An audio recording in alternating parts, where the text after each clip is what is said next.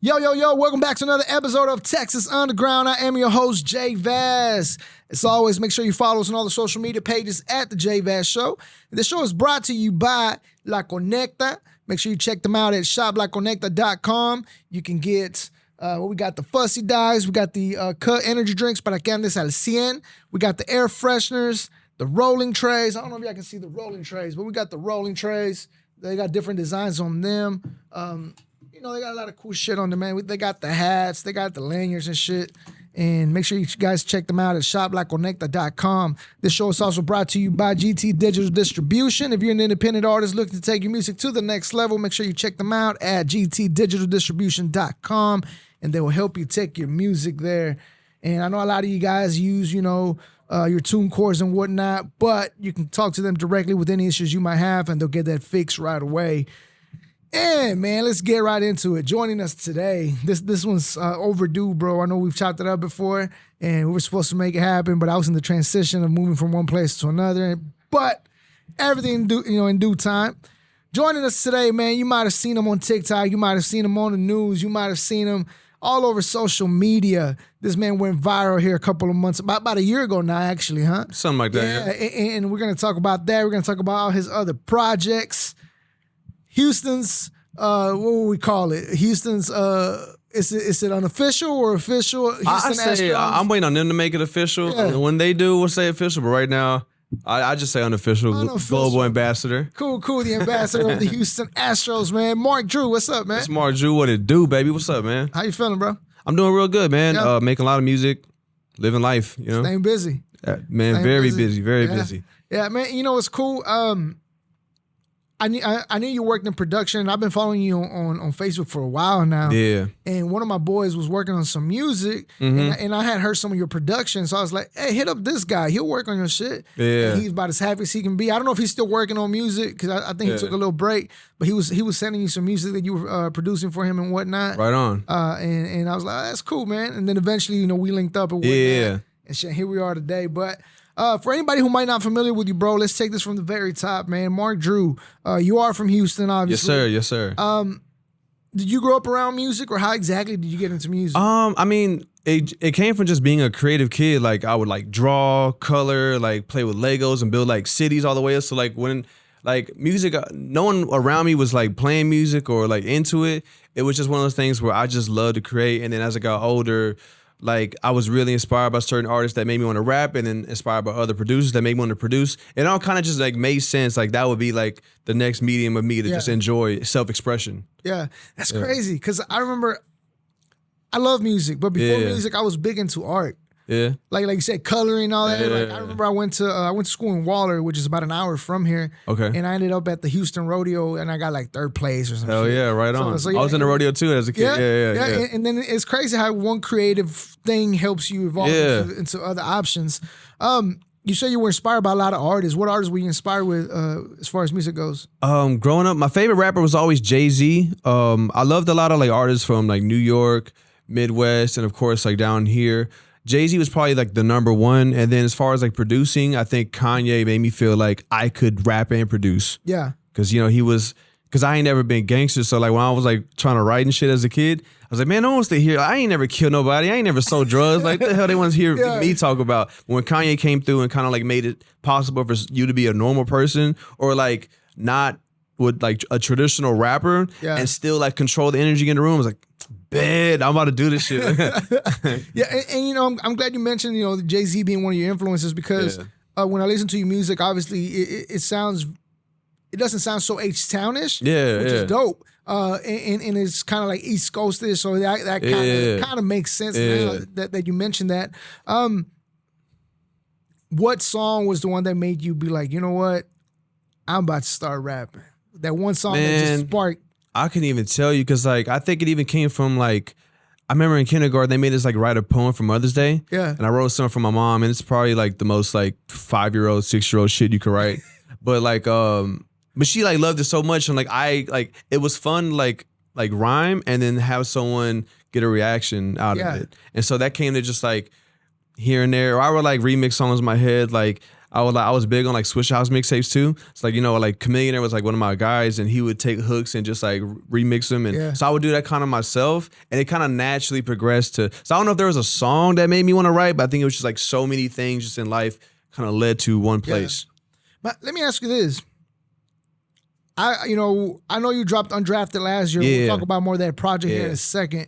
But have you dropped other projects prior to that? Yeah, I was really active like from like 2015 to 2017, and then like my production partner was one of my best friends. I met him early 2017, and by January 2017, and by March of that year, I found myself in a situation where I'm renting a studio space out of Sugar Hill. Yeah. And it was a very, very expensive. For those of y'all who don't know, Sugar Hill is the second oldest studio in the world, and it's the oldest in the United States here in Houston. Yeah. It's like where Destiny's Child did all this shit, and so like it was super expensive. So I kind of took a break from making music just because I felt guilty. Like, man, we got to pay all this money, and I'm over here bullshitting, working on my shit. Like, let me try to get some money in here. So I kind of like took a quick break. I didn't try to, but it was kind of like I just had to make money. By default, yeah. Yeah, and then COVID hit, so it took another couple years. I feel like those 2 years didn't happen, but yeah, it should have counted against. Yeah, right. Yeah.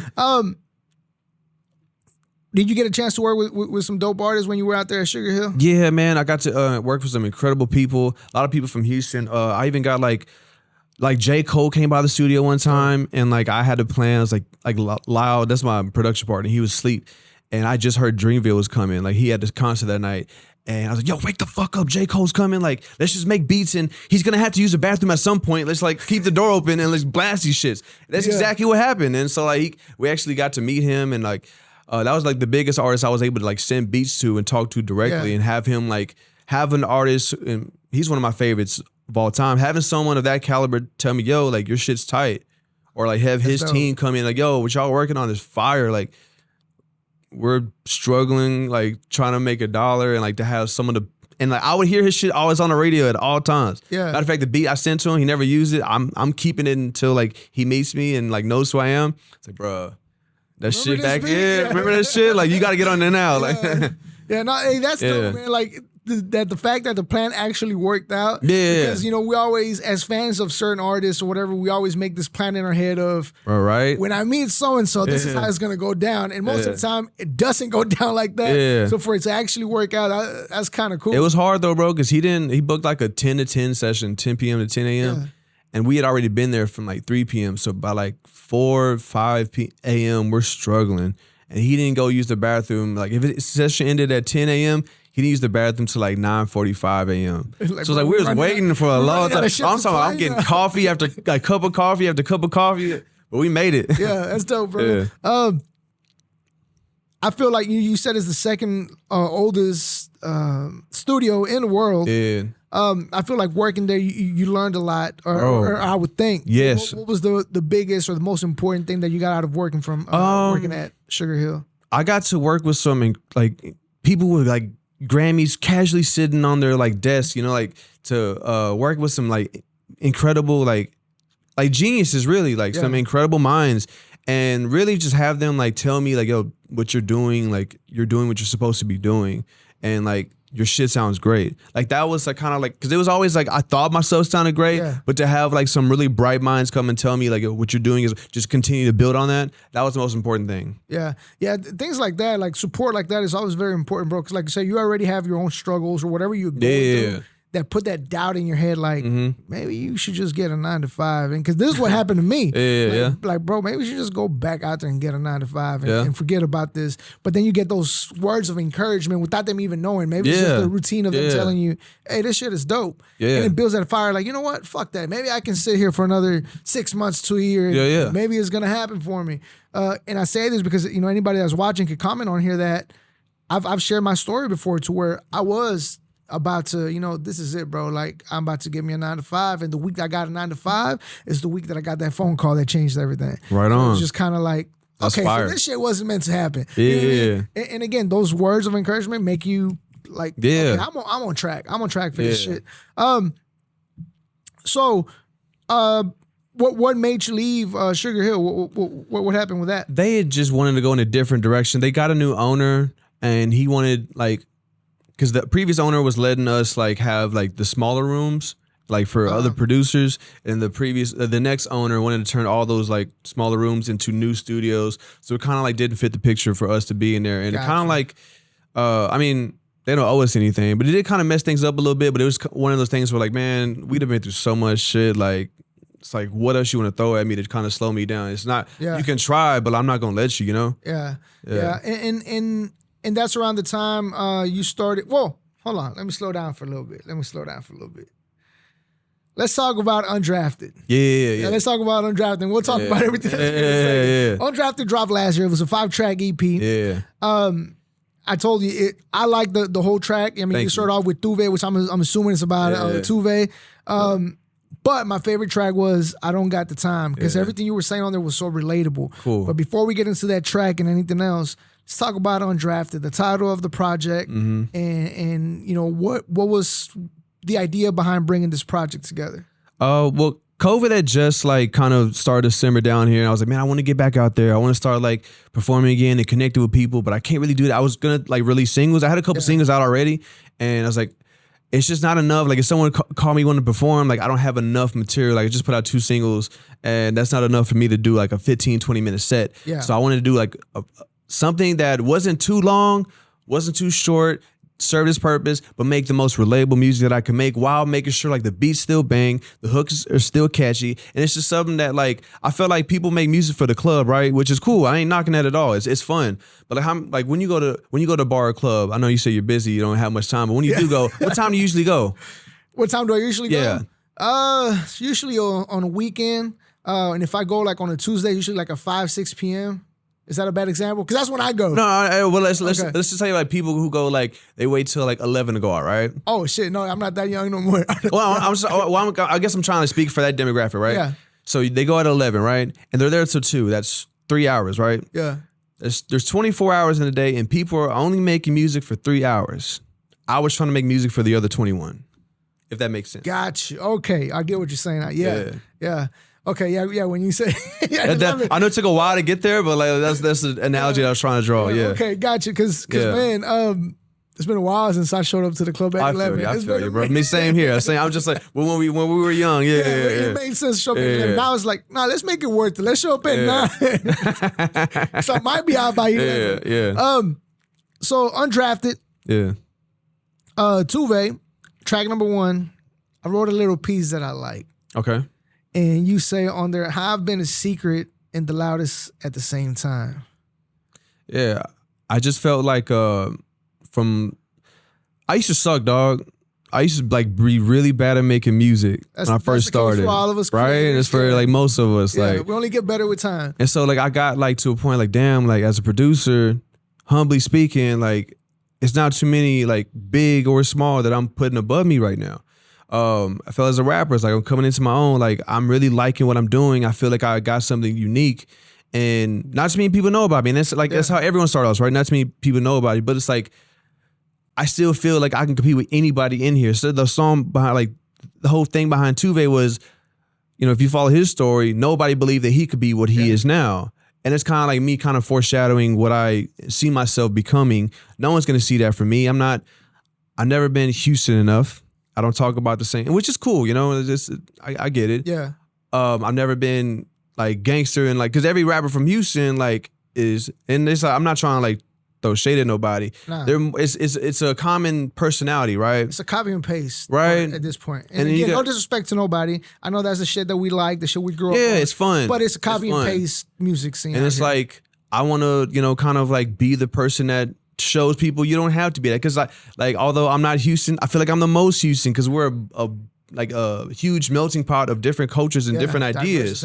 Right? So like that's why I try to make my music as well. Like, so yeah, behind on Tuve, or the whole thing is just like kind of showing people like, you don't know me. I feel I can compete with all these people. It's kind of like related to sports. Like, I might be the backup, but like wait till it's my time. Might have been undrafted. Boom. Might have been undrafted. Yeah. Wait till it's my time. Yeah. You know? And see, the reason I picked that lyric is because throughout my, I'm not going to say throughout my life, but let's just say through my podcasting career, I've been doing this for 7 years. Yeah. And when I heard that bar, I was like, that's how I feel, bro. I feel like I'm a secret to people. A lot of people act like they don't know me, but I'm the loudest because everywhere I go, they'll talk about.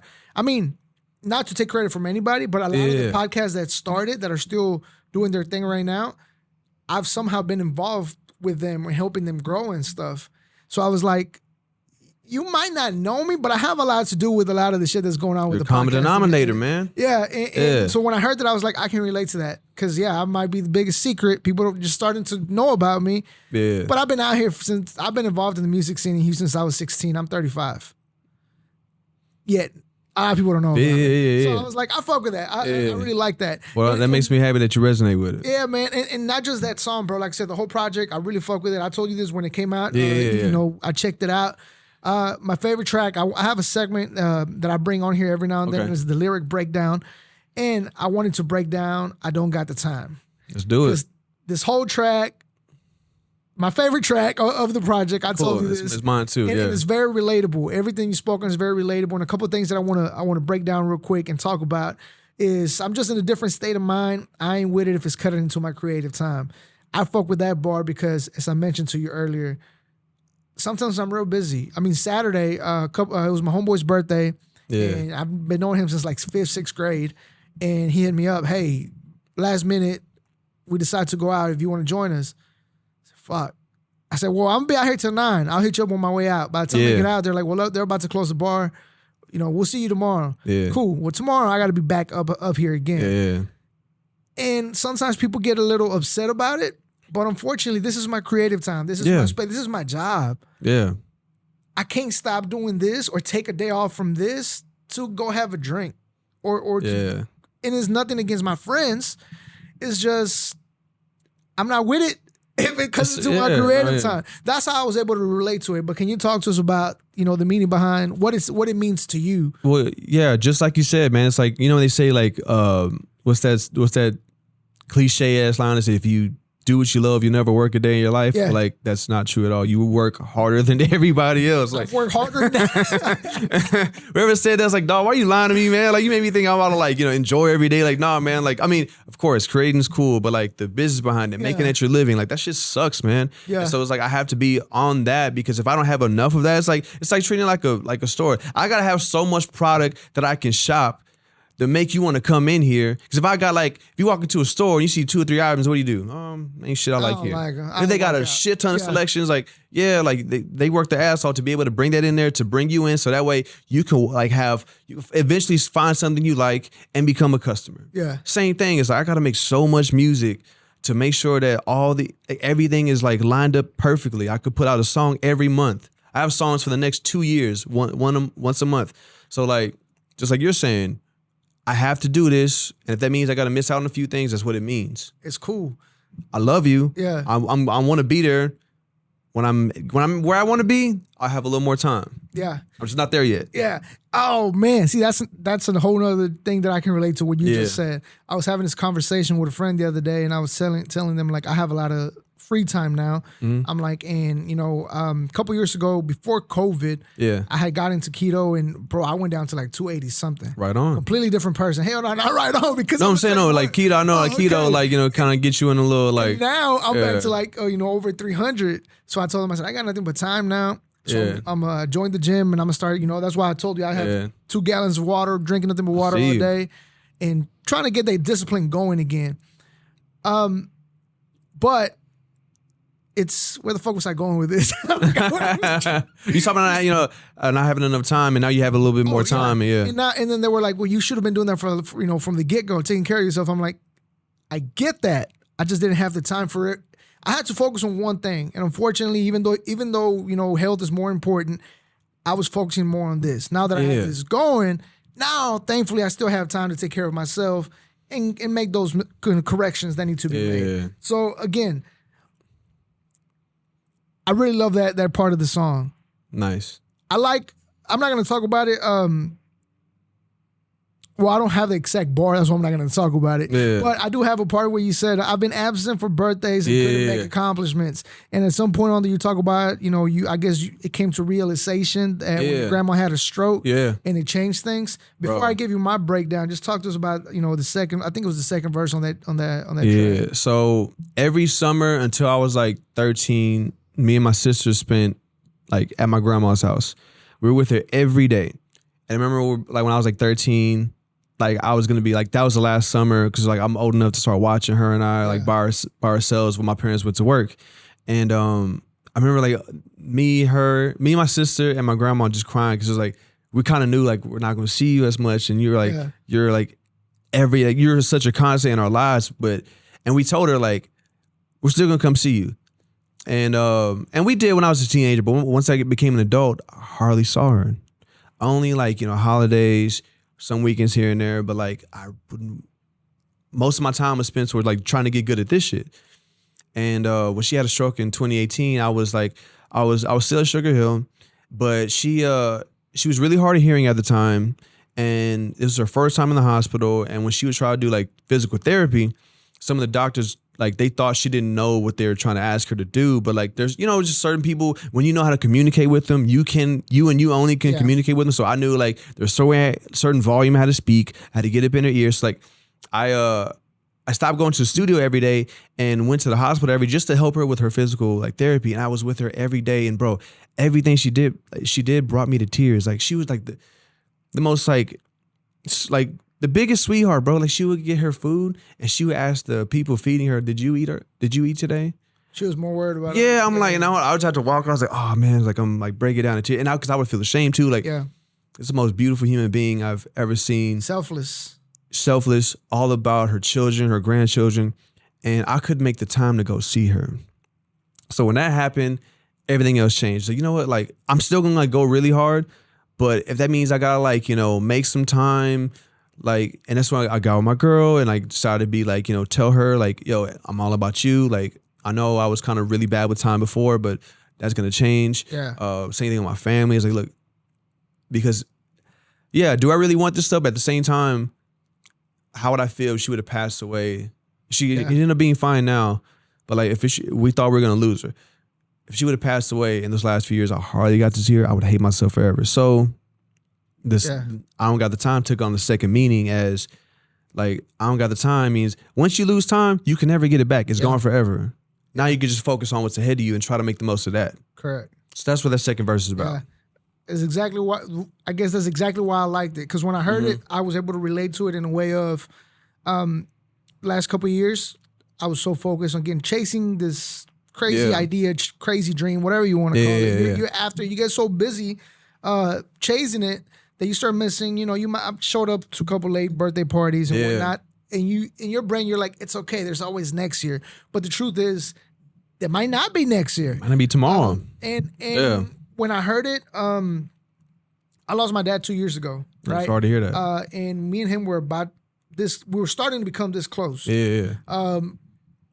So I learned from that. Of when that happened, I was like, okay. Obviously, this is. He would always tell me, "Don't worry about us. Go chase your dream. You're younger. Yeah. We did our thing. You go do yours." Yeah. But boom, backtrack, and I was like, my dad's gone. Right. So any time I might have missed with him, I can't fix that no more, unfortunately. I can't do nothing. Absolutely. But my mom's still here. So how important is it to me now to spend more time with her? I was telling Garza, I was like, I don't want to do anything on Saturdays. That's my family time. Yeah. Sundays, that's my family time. I spend it with my mom, my brothers, my sister, whoever.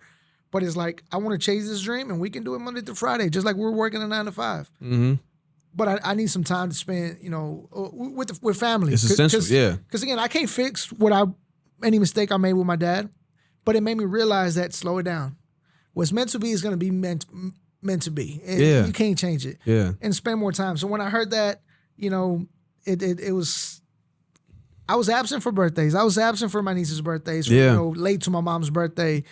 So again, I think that's why that song became my favorite. I guess I never told you why it was my favorite, but maybe you had the idea. But that's why that song became my favorite, because everything you were saying on there was relatable. And this is props to your music. As I get you earlier, you said to some people you weren't Houston enough or stuff like that. But I personally appreciate more lyrical artists that can tell me a story, help me relate to them in a personal level instead of a swinging and banging pop trunk, and all that. And again, nothing against that style of music. It's fun, But you put out this fucking song or this project a year ago or so, and this song is still in my playlist, like no joke. That means a lot. For the same reason, because I can listen to it and it plays in my head again. Like, I guess it's a reminder of, hey, if you're starting to get back to your ways, remember, remember you missed out on some shit. You don't want to miss out no more. Bro. So thank you for that track. Thank you. It's a dope track, bro. Thank you. And a lot of people don't understand the sacrifices that we go through as creators. I guess in your experience, what has been like the biggest sacrifice that you felt like you've gone through as a producer, as a musician, as an artist, period? I mean, almost myself, bro. Like, so I have a cyst that sits right. I didn't find out this till like years later. When I was in school for audio, I'd be in class from.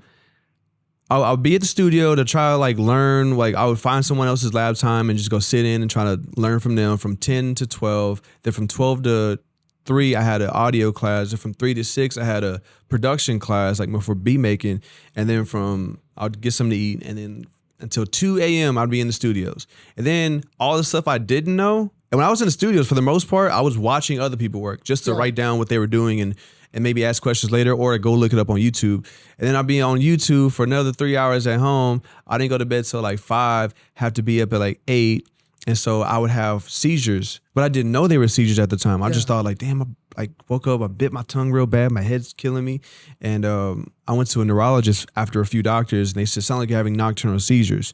And then I had like a month after that, I remember all I remember is I went to bed and I woke up in the ambulance. And I was sleepwalking, which I never really did like that. Yeah. And I had a seizure while I was sleepwalking and fell and hit my head like dead weight on the toilet, like, and it woke everyone in the house up. Thankfully, like I still lived with my parents at the time. Yeah. It was back when I was like 20. And it woke them up. So like when I finally woke up in the hospital, one of the nurses came to me, she said, young man, I just want to let you know how lucky you are.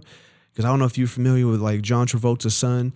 He had the exact same thing happen to him. He was seizing while sleepwalking. He hit the side of the tub. He died. He never woke up from that. The fall was so hard that it killed him.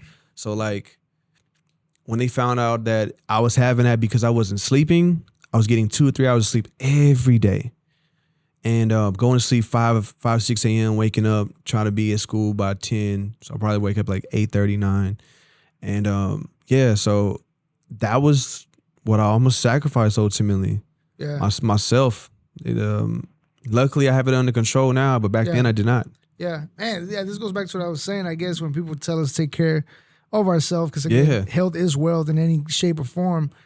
And so, thankfully you got it under control, man. Yeah. Because, I mean, we wouldn't be sitting here. That'd be crazy. Oh, yeah. Yeah. On a little more positive notes, man, around last year, started going on TikTok. Yeah. Started going on TikTok, started making his music, and started, I think it started with the New York sample for Houston, right? That's what it started? It started off as like a TikTok at the game. My girl wanted to do a quick little Instagram story, and before she could say anything, I cut her off and I did that. I had a few drinks, and so I did a little impromptu remix of Empire State of Mind, and I posted that clip of Versus at the Game. Yeah. And that went like, that had 60,000 views the next day, and I was like, and that was, we got something. Then I made that into a song, and then that went crazy. Yeah. Talk to us about that experience, bro, because some people never experienced that because it went viral. Next thing you know, I know you were on, I believe, on some radio stations. You were on TV shows. Yeah. You were everywhere with this idea, and it's still going for you. Yeah. Something. It's pretty damn huge to represent for the Astros. And just talk to us about that experience and how everything has played out for you.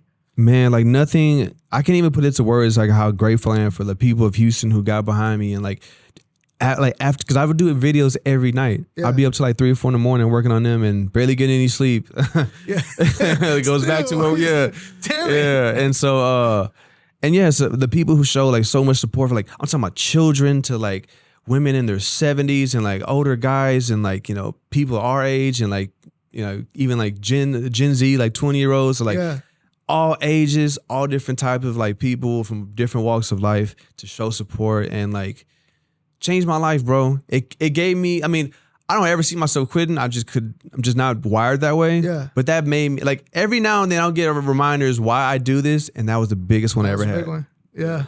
Yeah. Did you ever expect for it to blow up like that?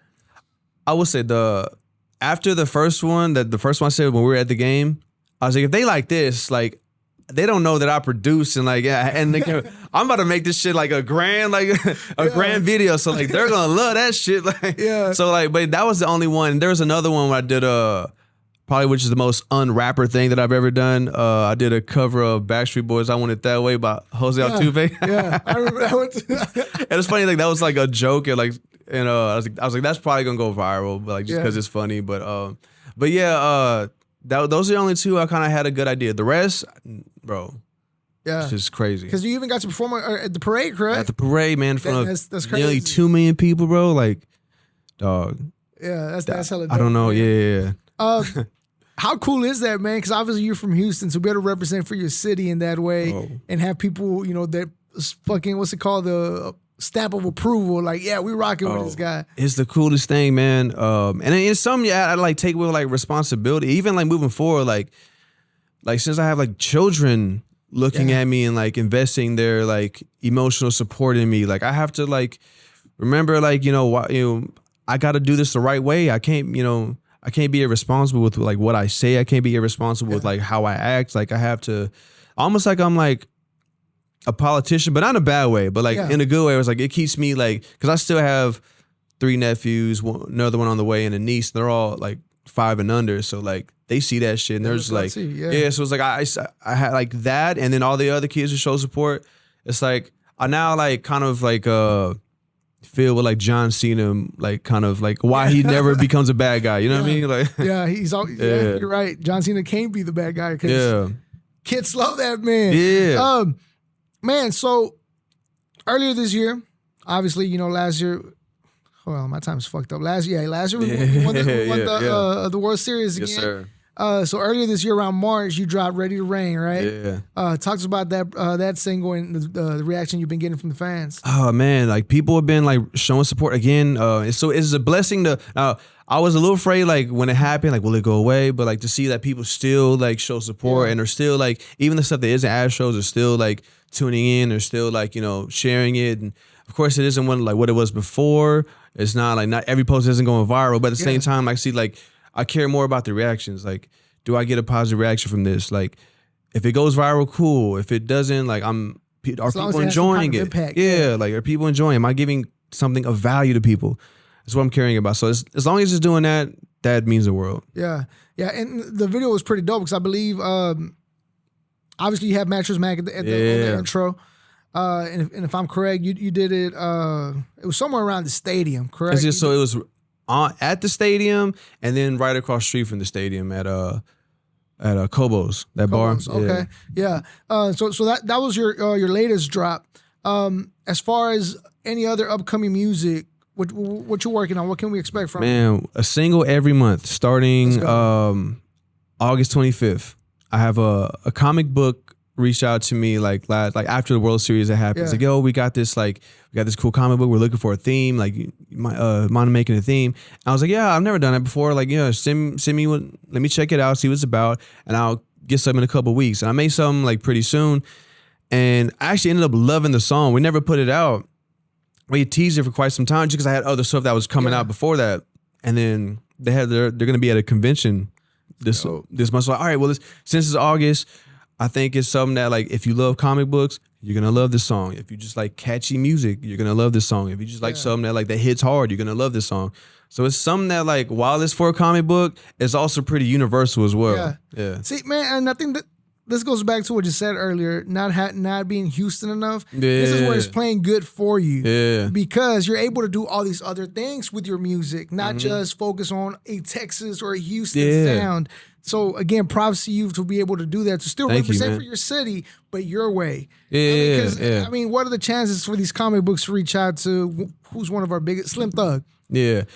Because like the thing about that is like, I don't even want to say that I'm making a conscious effort to not be Houston, but it's more so like I just like that the culture that is Houston rap, right? Yeah.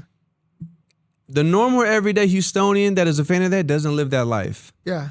I'm more consistent with what they, kind of live. You know what I mean? It's more just like regular people getting up and getting at it, trying to make something happen. Like that's more Houston than anything. Not saying that I'm like, more Houston than Slim Thug, but you know what I mean? Like I just try to represent the people in the best way possible that is more consistent with everyone here. Yeah, and that's hella dope, man. That again, and it's more relatable for the people that can relate to the, like you said earlier, when you were a kid. I'm not out here killing people. I'm not even driving. Right. Like, you know what I'm saying? But no, in a positive impact too, because sometimes hip hop takes it to where it makes everybody that's urban like us feel like we have to live that lifestyle. Yeah. It's like, hey, check me out. I'm not. And I'm still doing good for myself. So that's really dope for you, bro. Any other upcoming work that you might have? Any other singles? So yeah, I'm gonna be dropping them every month. I don't have the next one like picked out because I have some for the next like 2 years. Yeah, I've been working, bro. You just haven't picked them out yet. I've been in my studio just if not every day, like every other day, just like working towards like all these songs. So, and they're all like I got like the next 8 are like mix and master ready to go. I'm working on the artwork. Like and so I even got into Photoshop too, like working on the artwork as well, like keeping everything as in-house as possible. Yeah. So yeah. That's the route I took with my podcast. I'm like, if I can do it as myself, let me do it. Yeah. Because sometimes it's hard to explain your vision to other people. That's 100% why. Like it's not for selfish reasons, but like if no one can get what you are thinking, might as well do it yourself. Yeah, for sure. Yeah. For anybody who hasn't had the opportunity to check out your music, check you out as an artist, not just the Houston Astros things, but just as an artist, period. Give them a quick review of what they can expect when they tune in to your not just your next project. Let's say they go back to check out Undrafted. Mm-hmm. What can they expect from you? You can expect honest conversation. You can expect honest perspectives. I don't even want to say original ideas, but more so just ideas that are true to me. Yeah. So when you get me as an artist, you get me as a person. So I try to, like, when people want to come meet me, if they see like I'm a relatable person, I don't want them to ever feel like they can't approach me. You can always approach me, you know? Yeah, that's dope. And again, relatable conversations. Yeah. We broke the songs down for you. Yeah. And I'm sure anybody can relate to this, whether you're a creator or not, in everybody's different industry or whatever, you can relate to at least one of the bars that are on these songs, man. So make sure you guys check out Undrafted, available on all streaming services. Man, I just want to say I appreciate your time, bro. I appreciate you, man. You stopping by, and wish you nothing but the best. We'll stay locked into everything you got going on, and make sure you follow him on TikTok. What's your TikTok? Everything is Mark Drew HTX, MarkDrew HTX. XTX. Make sure you guys follow him on all social media pages. And again, run up them numbers. Check out the music videos, Ready to Rain. It's available on YouTube and all streaming services for you to listen to. And again, Undrafted. Check out the 5-track EP. Get related with his music. And again, it's not one dimensional. It's dope music to listen to, man. And any last words, bro? Support JVaz and his show, man. Like, you're one of the people who like really try to, give everyone a voice. There's not many people like you that are doing it the way that you do it. Keep doing what you do. I've been a fan of yours for a minute, bro. I'm so glad I can, I'm honored to be here, man. Yeah, man, I appreciate you, bro. I really appreciate it. Thank you for stopping by, ladies and No gentlemen. doubt, man. Drew, what it do in the motherfucking building? Let's go, you JVaz, and you watching Texas Underground.